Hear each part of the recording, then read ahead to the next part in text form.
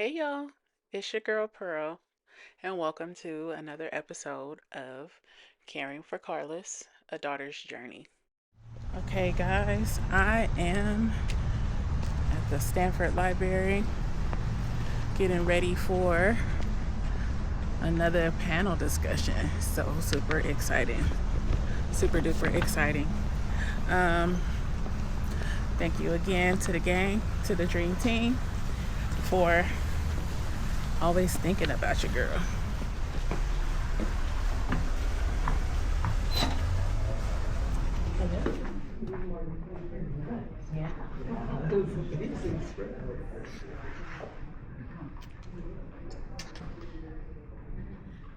Hi everybody, I am Skelly Wingard and I have the privilege of not only being your panel facilitator this evening, but I am the CEO of Mission Hospice, Hope Hospice, and By the Bay Health.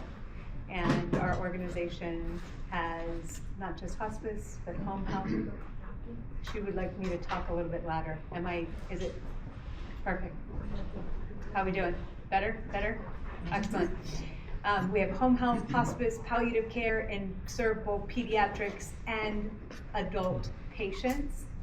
And I want to say thank you, number one, for being here, for watching this incredible film where we saw the human, humble, intimate side of caregiving and the fundamental need for the infrastructure of caregiving. It was a beautiful film, and just glad that we can all be here tonight. I am joined by 4 panelists this evening, and we have Dr. Claritza Rios. She's the Chief Medical Officer at By the Bay Health, Mission, and Hope, and her work is focused on bridging clinical care and family support. We have Kate Gemens. She's a Mission family caregiver whose story about caring for her beloved late husband, Ace, reflects the power of community and compassion. We have Sherilyn Samuels, a Stanford family caregiver for her mother with young onset Alzheimer's, and whose experience shows how palliative care provided meaningful support. And we have Peter Green, a family caregiver who lost his wife quickly to cancer, but who found hope and healing in bereavement counseling. So we're going to touch on several key questions and components, but first just hearing their stories, because there's so much power in their stories. So we're going to hear their challenges and what makes each of their stories unique, not just from a caregiver perspective, but from an expert in the field. Second, we'll talk about how incredibly important providers, companionship, collaboration is in caregiving. And finally, just our family, our support, our partnerships, and what makes each of their stories unique. And just talk a little bit about how we all lead and support each other through the changes that come along with caregiving. So first, we're going to hear stories. And we'd like to start with just a brief story about your loved ones and about your just kind of the moment maybe where you felt like, oh, this is different. Things are changing. So we'll start with Kate, if that's okay. So my husband retired in 2009, and in 2014 he was diagnosed with ALS. I often think about where my caregiving started. And I think about, for 2 years, I continued to work. I helped run a school district, high school district in the area. And after 2 years, I retired to take care of him. And I think of that as the beginning of my caregiving, but now that I look back on it, the whole period from when he was showing symptoms, we didn't know what it was, we were pursuing a diagnosis, really was part of the caregiving too.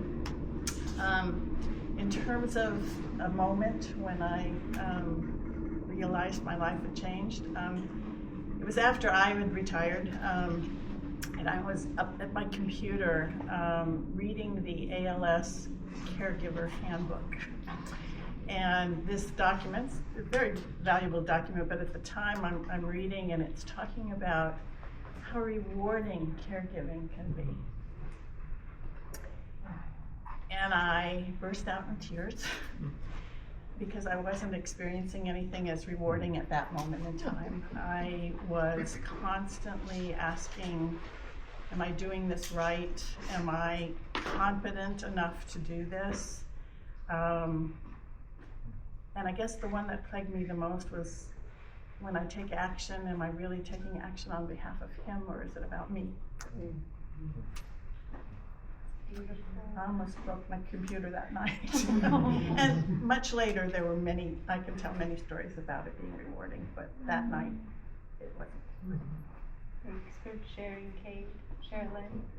So, same. My mother, it's hard to think about one moment. I know when it was like solidified that this was it, I had to be her caregiver. She was previously diagnosed with mental health issues. She was told that she was depressed. She was told that a lot of her symptoms were just in her mind. She was told that she was schizophrenic. And so she was pumped up on a bunch of medications that we found out after diagnosis, that made her Alzheimer's progress faster than it would have had someone taken time to sort of listen sooner. There was a lot of times of her roaming and getting lost, not knowing which buses to catch. She just stopped voluntarily, she just stopped driving. And it was during the pandemic where I sort of had a caregiving system, and we were at a lockdown. There were riots and everything was going on in Oakland, and there was a curfew. And so she was out on the porch with a family member, and the family member had to leave, walked across the street to the bus stop with my mom. My mom, I was telling people that, something was wrong, and to basically treat her as if she was a child, because that's where her mind was. And so at that time, that wasn't listened, I wasn't heard. It was me trying to control everything and me just being so, so hard on everyone. But my mom couldn't get across the street. She didn't know where she was, and she got lost. She went from 14th Avenue in Oakland to downtown Oakland on foot when the house was across the street. And so there was about 6 to 8 hours of her just missing. There was a protest downtown Oakland. There was a lot of chaos going on, and we absolutely could not find her. So there was 3 of us just driving up and down the streets, just looking for her, hoping that she didn't get hurt. And we found her. Some people had found her, corralled around her, kept her warm, and then when we connected, that was it. And so I talked to the person that was taking care of her at the time. There was police reports, there was all these things that happened. But the next day I talked to her doctor and explained, what had been going on, and just with the history of where things were with the system that we had set up, it was clear that she said, you have to take your mom today. No, no questions about it. And that was when my caregiving journey just started full time, and my life completely changed in a matter of hours. Peter? Well, I met my wife in 2017, and it was neither of our first marriage, but we knew very quickly that we were really meant for each other. We were the right person for each other, and we were together for about 1.5 years, and had planned our wedding for the following summer, and suddenly Elizabeth started to experience some discomfort and wasn't feeling well, and that was in November of 2018, and it continued. And initially it was like, okay, this is you treat someone sick, rather they support them and figure this is going to resolve itself, and you'll go to the doctor whatever happens, and it kept intensifying. And finally in January of 2019, it was so intense that sort of like the film, maybe like a film across my eyes about what was actually going on. And we ended up in the ER, and they did a CAT scan, and indicated that she had masses on her pancreas and lesions on her liver. And she was actually a breast cancer survivor, so it was familiar territory for her, but not for me. But when that doctor came in and said that to her in the ER, they asked me to leave because they needed to do some things with her care right then. And it was then that the whole thing shifted for me, because I knew that suddenly that we were still partners, but the relationship changed entirely at that point, and that it was no longer me and mine and her, and it was now all her, and that I was going to be taking care of her and hopefully her getting better, but that it was going to be about me taking care of Elizabeth until it resolved one way or the other. Thank you all very much for sharing those beautiful stories, unique stories, human stories.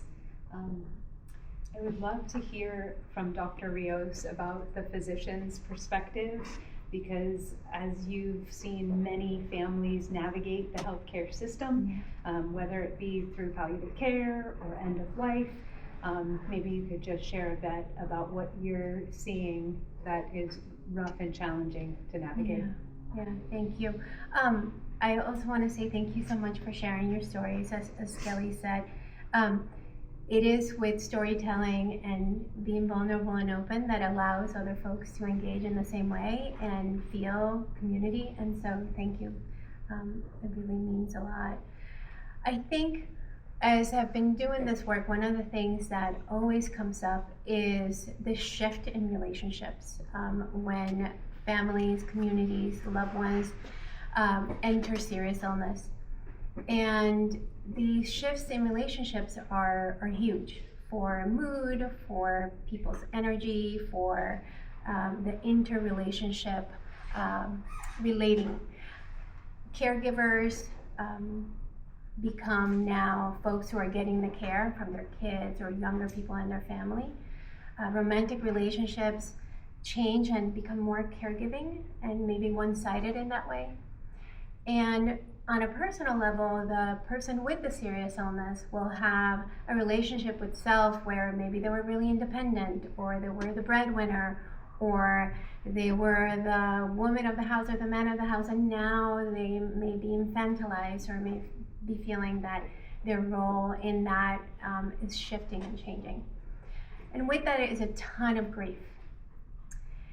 And we don't talk about that grief. We're so focused on forward thinking, treating the diagnosis, moving through caring for the body, caring for the patient, caring for the person with the serious illness. And when that grief is not identified, I do think that there's a lot that can be negatively impacting the community, the family, the person, because there can be resentment, there can be depression, sadness that comes with that.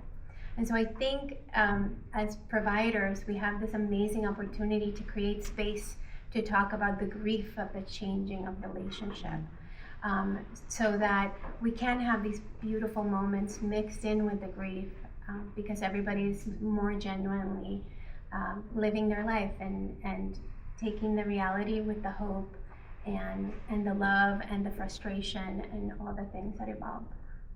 Thanks, Teresa. You're absolutely right. Grief is such an important focus area. So I would love to go a little tiny deep about the hardest moments. We saw in the video the gentleman who was screaming in his car in one of his hardest moments, and they're real and they're hard. I would love to hear from each of you, maybe what gave you strength, where did you find some reprieve in the hardest moments, and maybe Sherilyn, if you wouldn't mind sharing first. I wouldn't say I found reprieve, but I can relate to everybody's story there, especially one of the things that struck me and brought me to tears in that video was when he said that the first time he realized he had to give his dad a bath, giving my mom a shower and sorry to be so frank, but like having to wipe her butt when she used the bathroom, and seeing her going from instructing her to do this, realizing I had to instruct her, to then wondering what's going on. Oh man, I'm gonna have to go in here and then tell you what to do. And then it going from, I'm telling her what to do, and we just did this yesterday, or earlier this morning, and now she just can't. And I don't have a choice, but now I have to figure this out, and I have to do this.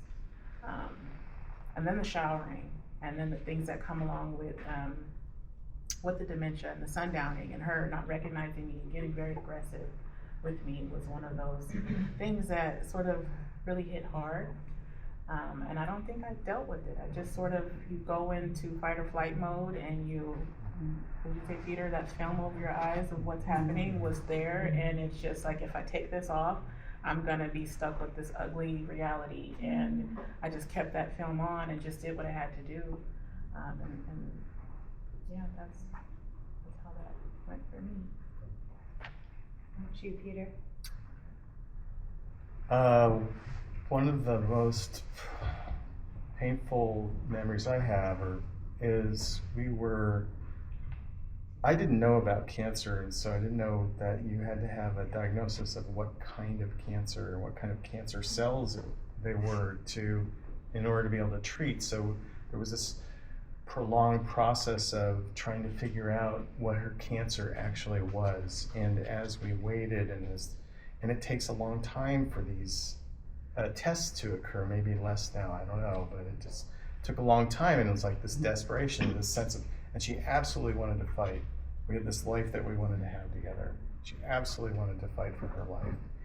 And we finally, I recall being down at Kaiser in Santa Clara, and the doctor called me, and I went out into the hallway from her room and told me that they had determined that it was pancreatic cancer. And I didn't want to tell her. And I walked back in, sorry, I'd forgotten. I walked back into her room, and I wasn't going to say it. And she saw the look on my face. And she knew. Yeah. Thank you for sharing that. How about you, Kate? So in ALS, it's a constant progression of loss of your body's function. And Ace was fancied himself, and very much was, a provider in every way, shape, and form we provide for people we love. And so he kept getting robbed of his ability to provide. And watching him lose was really hard. And I guess the thing that gave me strength, and I'm not sure I know how to talk about this exactly, but it was learning to find my own voice. Two quick stories about that. One is silly. So I worked for 2 years. I would leave for work, and he would be upstairs, and this was in the day when he could still kind of get around our house, but we have steps all over the house, and I was worrying about that. And I would be out the door, and I'd hear him scream down from upstairs, "Don't forget to turn off the kitchen light." And I would turn off the kitchen light, I'd get in my car to drive south to my job, and I would just be furious. And I thought, what is so, why does this get to me so much? And then something happened, and I found my voice, and I came home and I said, "Babe, every time I leave this house, I don't know what condition you'll be in when I get home. And I don't want the last thing you ever say to me to be, turn off the kitchen light." And he never said it again. That's great. That's it. The other one was I saw a therapist during the period who knew ALS very well. And I was expressing to her this worry that he would fall on the steps while I was away at work. And she said to me, well, you know, it's kind of selfish of Ace to not to do those stairs, you know, and insist on walking. And I looked at her and I said, and he has ALS and I don't. And maybe I should have been more thinking about myself, but just, it was so truthful to say to her, shut up, he's not selfish, he has ALS. And I don't. That way to advocate for your Yes. Finding your voice. I love that. So, Claritza, through all of these journeys that you're hearing, it is so critical that all of the care team have a seamless, as close as seamless as care collaboration as you possibly can. Can you describe some of the key components of what makes great care collaboration? Yeah, certainly. So everybody here, and certainly folks at Stanford and Admission by the Bay Health, we're laser focused on providing the highest quality care across the care continuum. How do you do that? You want to take care of the whole person.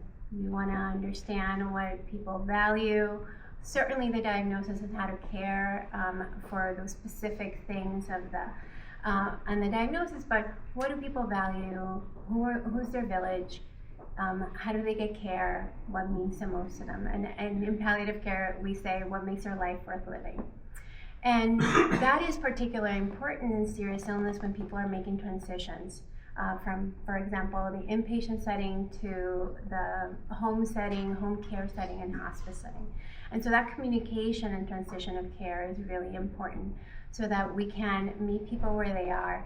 And I think sometimes as people transition, one of the biggest concerns is always that your care team shrinks. And in partnership with Stanford, we really take a lot of pride in that what we do is just make that care team bigger, that you're getting more support that is really grounded in patient-centered care, while at the same time, the reality of serious illness that is actively evolving. Love it, love it. So I want to make sure that we're keeping kind of cognizant of time. And so we're going to have a couple of more questions, but these next questions are really about your experience with care coordination. So I know for sure also, Kate, you have had experience with advanced care planning, and if you could maybe talk about the kind of criticality and importance that played as you moved through ACE's journey with ALS. So, like every young couple, I guess, we had an advance directive that said no, you know, no, No resuscitation. no, resuscitation or whatever. And that document sat in a file cabinet. We never paid any attention to it. We were invincible young people. And then when Ace was diagnosed, we filled out an advance directive, but it wasn't the document itself that was so important to me. It was the conversations around it, the muscle you build when you first try to fill that thing out together, and then the many times you need to revisit it, especially as his health declined. And it was actually filling out the post that is most important to this story. So in the post, it asks about whether you want intravenous antibiotics. And Ace checked no. And I thought, this is a man who wanted an antibiotic when he got a cold. And, you know, why do you know? And he said, now that I've been diagnosed, I want it to go fast. Mm-hmm.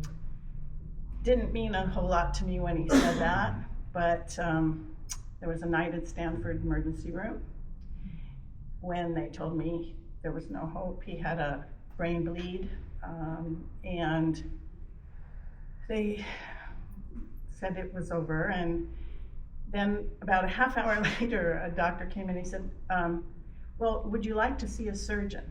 He said, maybe we could find a surgeon who would be willing to open up his skull, drain the blood, and then he would leave this, might at best, leave this hospital the way he came in. He wanted to go fast. It was the easiest decision it was just an easy decision of a very hard thing. And I said, no, I don't need to see a surgeon. And what's most important to me about that is then I had to call our my stepchildren, his 4 children who live in Utah, and I didn't have to talk to them about his care. They knew he wanted to go fast. And our conversation was, how fast can you get here? Then we spent a week together in Mission House at Mission Hospice until he died. So that was just incredibly important to me to have those conversations.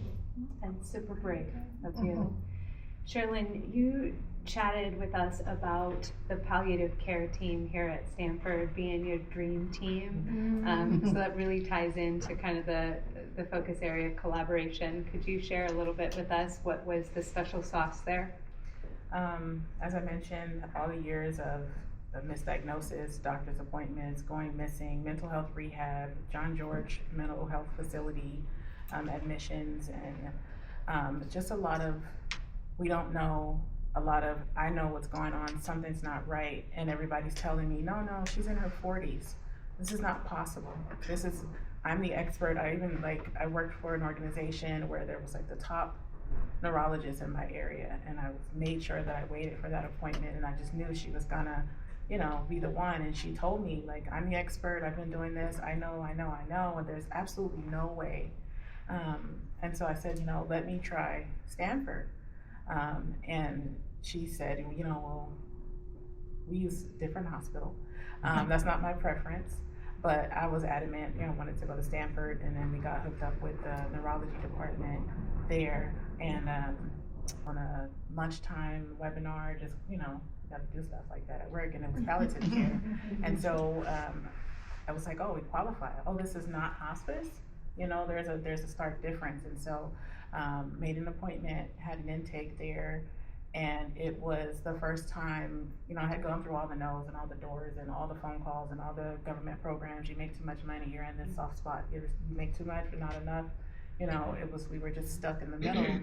And when we got to the palliative care team and we had the intake, I just kind of got on the Zoom, like, whatever, this is just another thing that I'm going to have to go through. It's going to be a bunch of BS, But it was an hour, and I'm like, I work in healthcare. There's no way a doctor's going to spend a whole hour. There's going to be like a 30-minute, at best. And it was getting on that call and having, it's like, I don't know, I'm gonna call it tryouts. You get the best of the team. You had somebody from each specialty, social worker, doctor, even the scribe. I think it's important because that gives you that connection with the doctor. Just the whole team sat there and sort of just, okay, my turn. What do you need? How can I help you?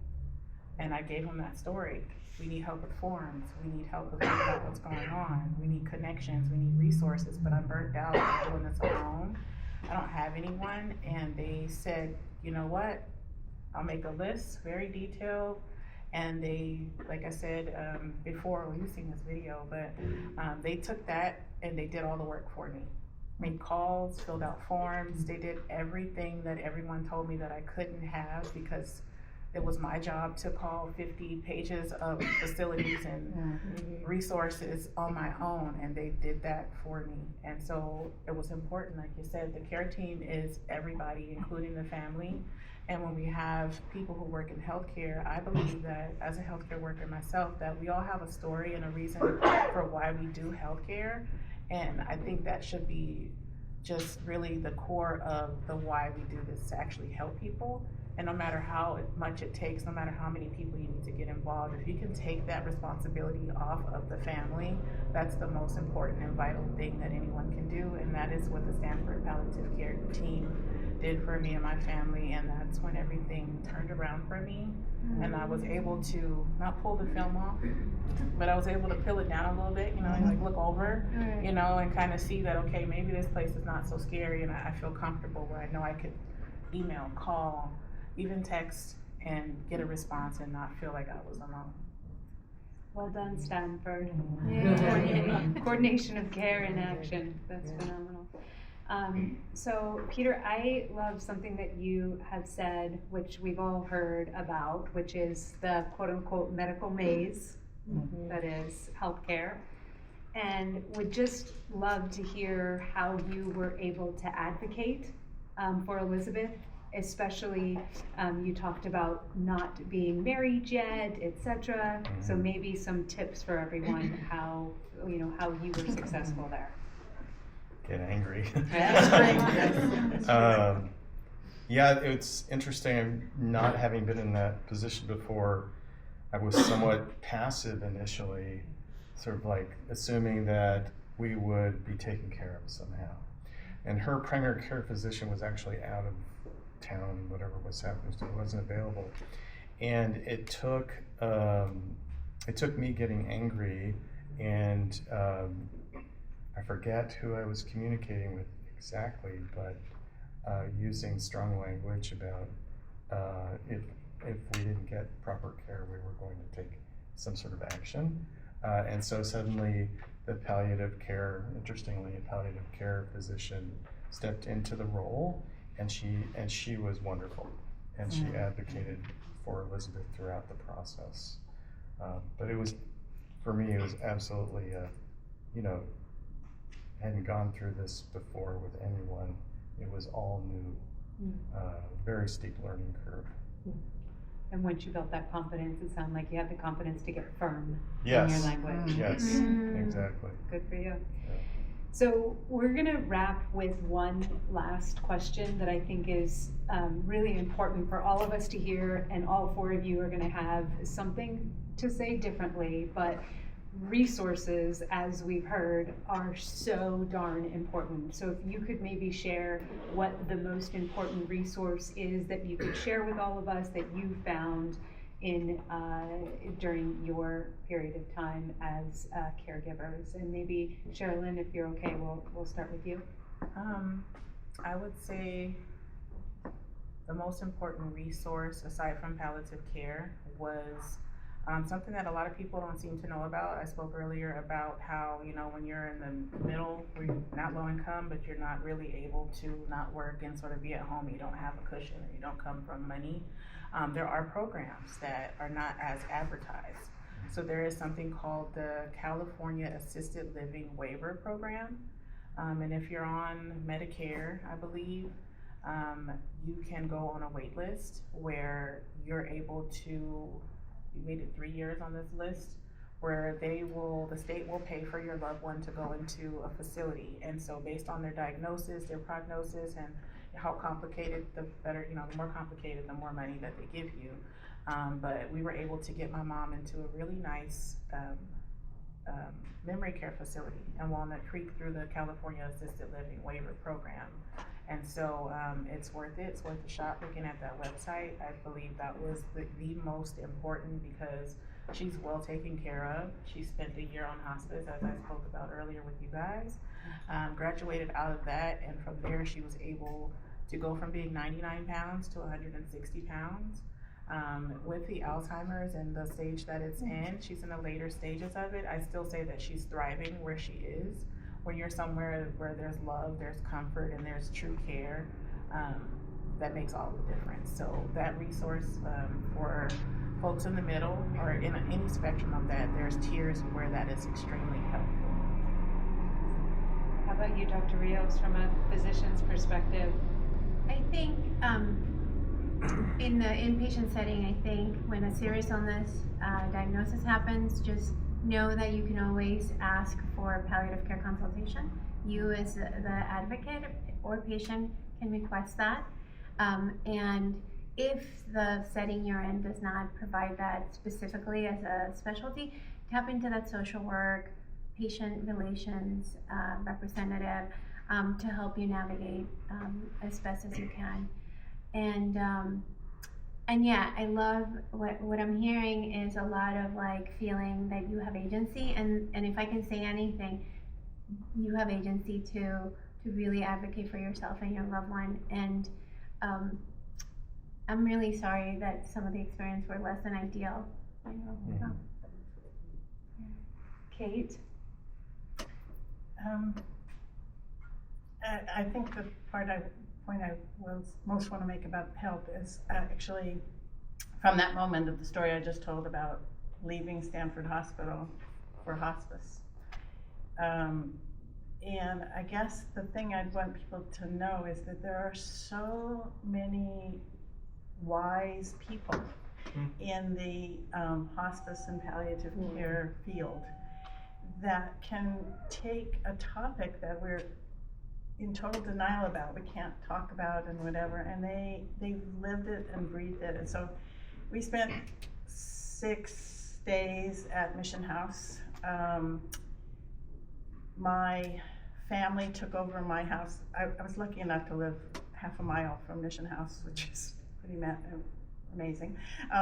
My extended family took over my house, and I stayed with Ace for 6 days at Mission House.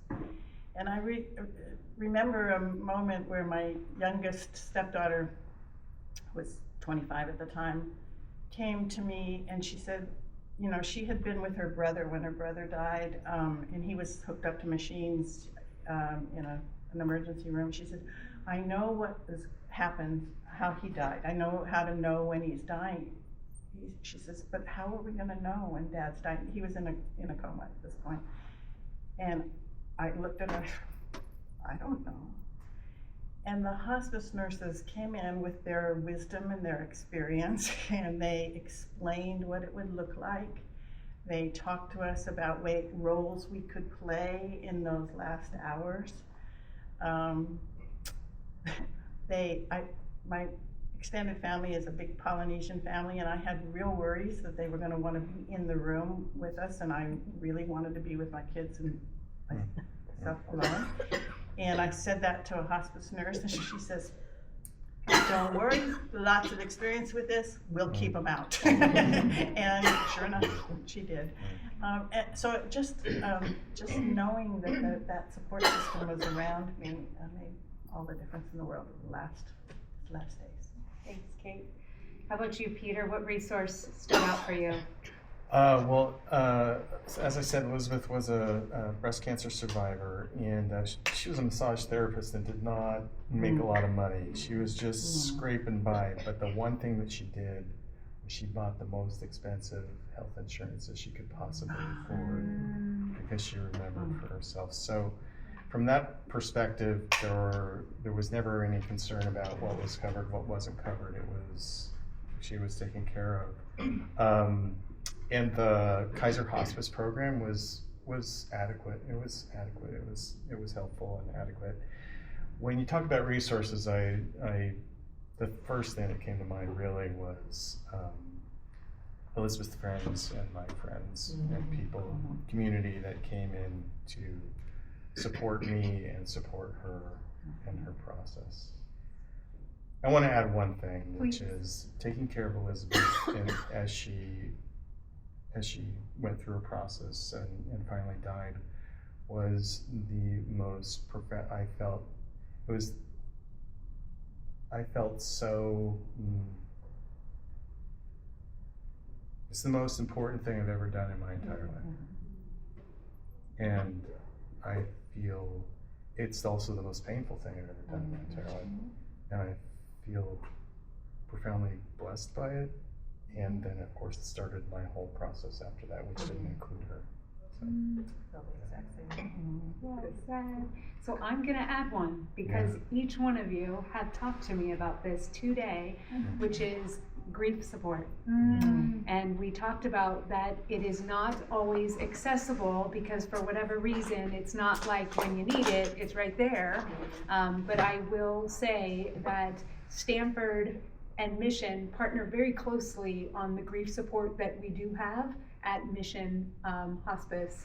And I will say, it's there for the time that you need it. And it's not always immediately after death. It's maybe right in the middle of an illness. It might be a month, a year, 5 years, but it is there. And it's super duper important. And I know each of you have had your experience in having that support. So I would love, we don't have a ton of time, but maybe 5 minutes or so, we would love to take questions.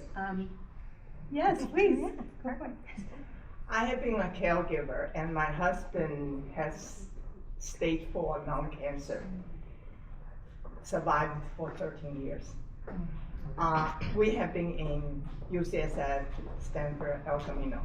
But this time is the first time I heard of palliative care. Also the mission-based things. This is 2 things I didn't know.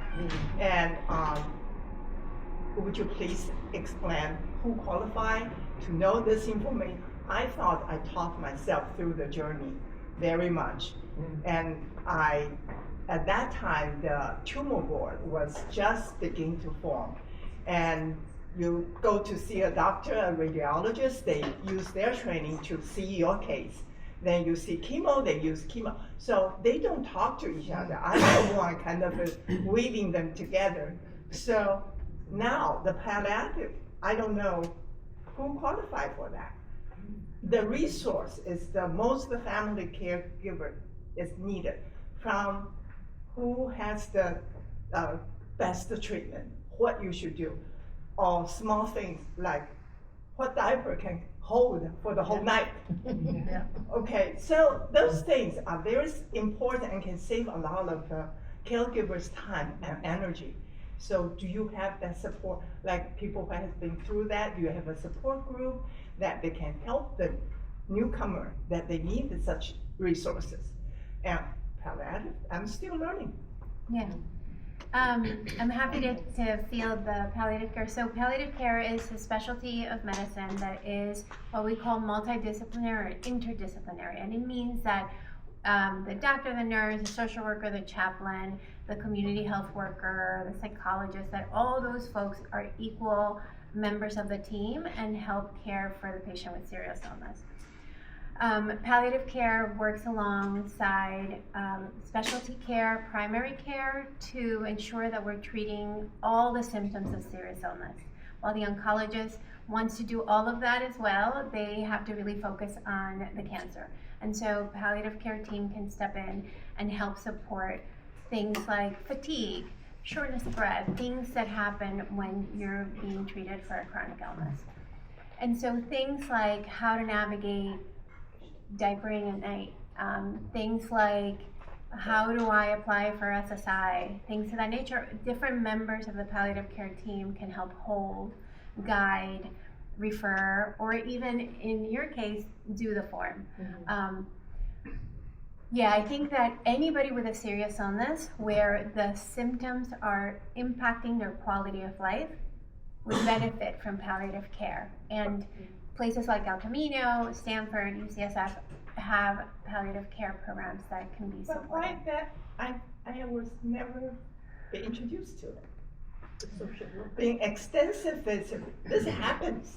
You know, I'm learning, I'm knowledgeable, I'm trying to do my best. I have not heard this offer. I only know hospice. Yeah. You know. Yeah. Would you like to share? Yes. First of all, thank you so much. I cannot tell you, this was so touching. And I'm in healthcare. I have lost my loved one, and I take care of people who die in my hands on a daily basis. I do critical care.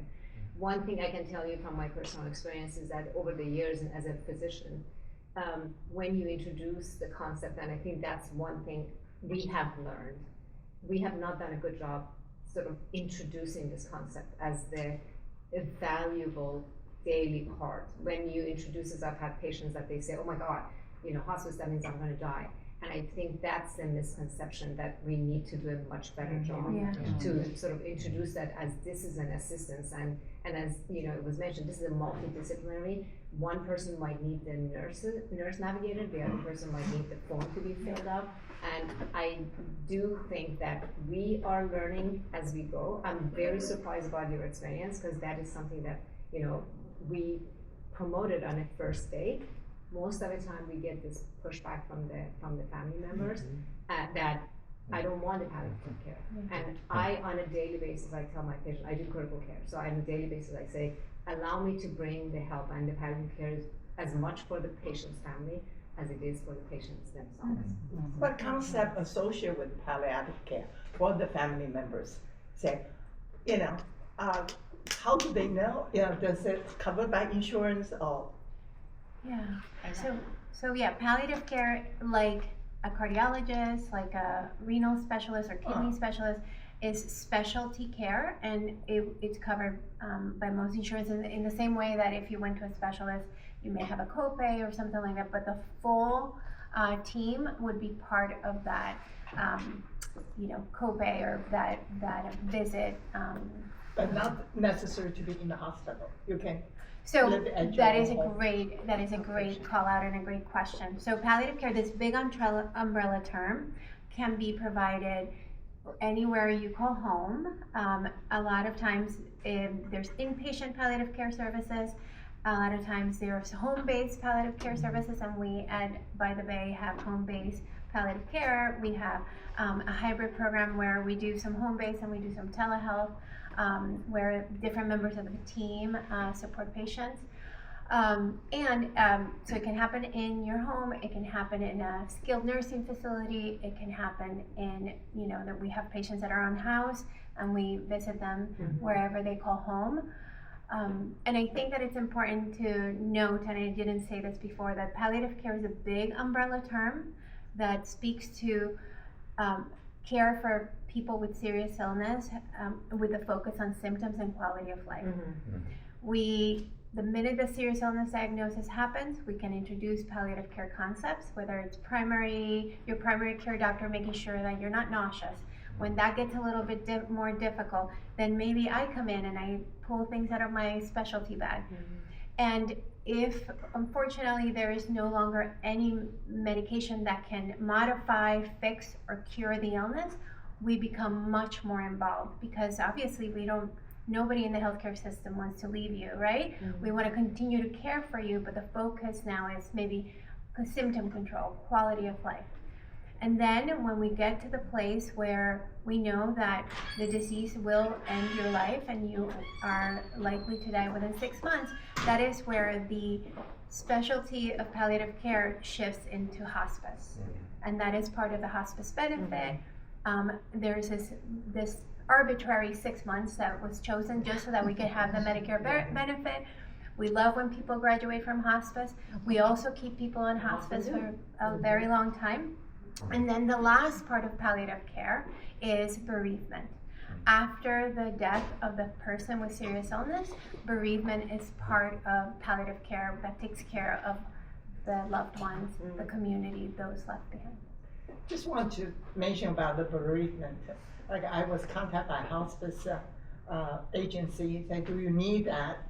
They were talking about like a priest or something. But how about people are not in Christian religion, So I just say I don't need it, So that's another. It's not everybody is a religion. Yeah. I just want to go back to the hospice topic. I think that there's some maybe marketing to be done, honestly. I think there's a very much a negative connotation of, if you put your loved one in hospice, you've given up completely.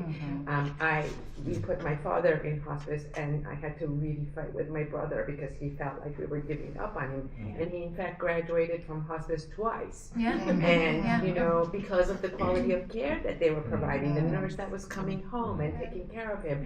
But I think there is this perception and this negative connotation, which I don't know how we address, but I think some education. I'll tell you one way: we address it together. Yes. All of us who have utilized the service, all of us that are in healthcare, we have to do it together, because without a doubt, it's gotten a bad rap. I think the benefit doesn't help us because we do have that 6-month time frame in there. I will tell you, I am fighting the good fight on Capitol Hill, trying to make sure that palliative care is included in the benefit, and that we maybe potentially just could change the name from hospice maybe, because I think people just don't, they think of it, right? It's a death sentence, I'm dying, I don't want that, that means I'm dying, and I don't feel like I'm dying today.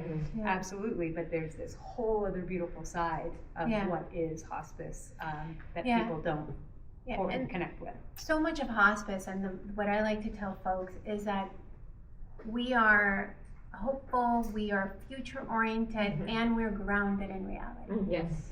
And those two things can coexist in a beautiful way.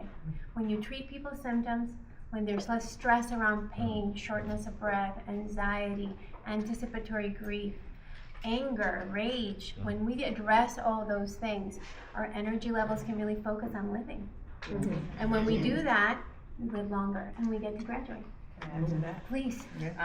And just to piggyback on what you all said, the advertisement, the marketing, we didn't know about palliative care. It's a reason why I've been doing what I'm doing. I've become an advocate for my mom. I've started the YouTube channel, just like the folks on the video started TikTok, because I feel like for me and my experience, when I looked out for Alzheimer's resources online, we go to the internet first. I didn't see anybody but the elderly. I didn't see anyone that was Black. I didn't see anyone that was young, like my mother, until one of the ladies that was in this video here popped up into my algorithm. I was able to message this lady and tell her, you know, I appreciate the work that she was doing, because just being real, like all these people here, and just being raw and sharing that story, being open, it gave me a feeling of I'm not alone.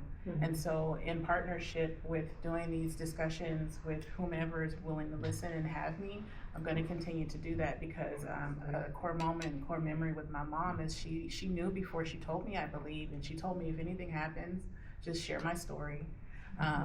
Get the word out there, donate my body to science, talk about it, let everybody know. I've been recording for years, and she's like, just go ahead, you know, share what you can. So with that, yes, we all need to partner together as one big dream team and get the word out about all of our services, because hospice is not a bad thing. It was really the saving grace for my mother, altogether, being on hospice for a year and graduating. So yeah, together we can all help spread the word.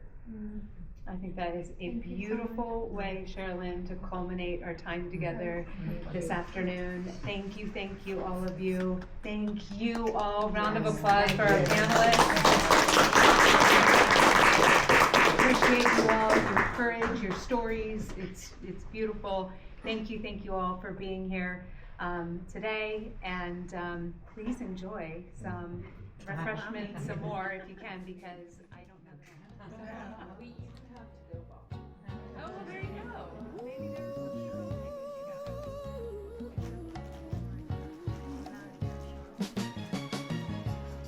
When you forgot my name, I wasn't angry. When you couldn't find the bathroom, I wasn't ashamed. It happens to the best of us. It's part of the game. And when you forget everything, I'll be okay. The truth is I'm with you. Okay, guys, we did it. We did it.